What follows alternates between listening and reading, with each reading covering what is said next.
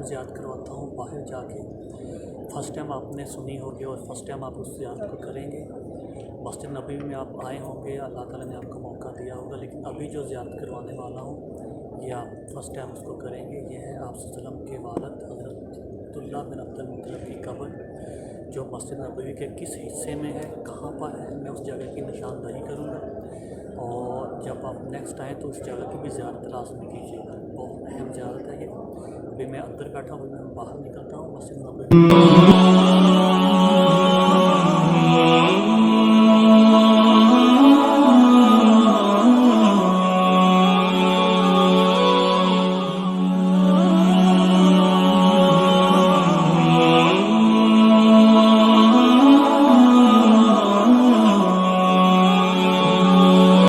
Darussalam से right मुड़ें तो आपको मिलेगा ये मीनार के नीचे बाप नंबर 6 है।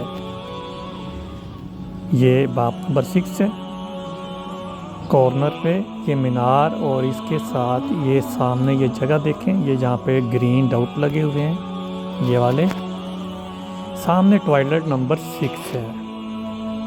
टॉयलेट नंबर 6, ये बाप नंबर 6, बाप नंबर 7।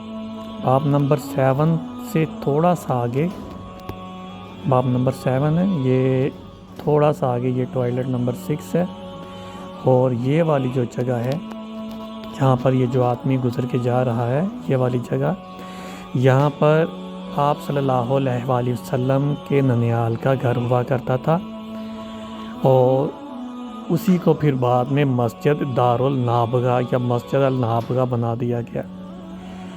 यहीं पर हज़रत आमना सलामुल्लाह अलैहा आई थी हज़रत अब्दुल्ला की वफ़ात के बाद। उनकी ज़ियारत के लिए जब वापसी पर मकाम अबवा पर उनका इंतकाल हुआ, और इसी दारुल नाबगा में आप सल्लल्लाहु अलैहि वसल्लम बहुत दफ़ा आते थे। आपने कई दफ़ा गुस्ल भी किया, और आप कितने दिन यहाँ पर रहते भी थे। ये बिल्कुल मस्जिद नबवी के साथ साथ हुआ करते थे।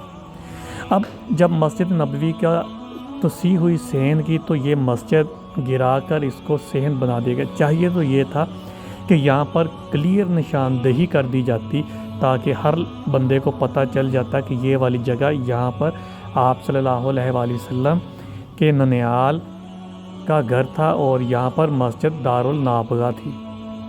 दूसरी बात, इसी मस्जिद के अंदर यहीं पर आप सल्लल्लाहु अलैहि वसल्लम के जो वालिद थे हज़रत अब्दुल्ला, उनको दफन किया गया था।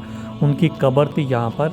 और जब मस्जिद नबवी का तसीह हुई थी, तो फिर यहाँ से हज़रत अब्दुल्ला की जो जिसमें अत्थर था उसको खुफिया तरीके से उस टाइम यहाँ पे पूरे चारदीवारी कर दी थी, टेम्परेरी, किसी को पास नहीं आने दिया जा रहा था।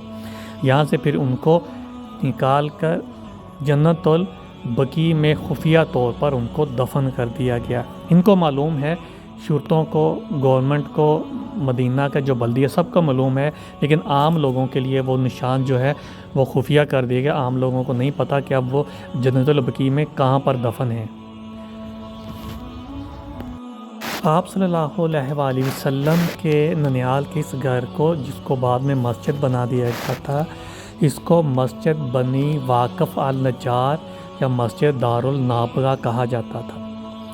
यहाँ पर मैं कोशिश करूँगा कोई पुरानी कोई तस्वीर मिलती है तो वो भी मैं यहाँ पर लगाता हूँ, ताकि आप लोगों को पता थोड़ा अंदाज़ा हो जाए मस्जिद दारुल नाबगा कैसी थी। छोटी सी मस्जिद थी, बड़ी मस्जिद नहीं थी।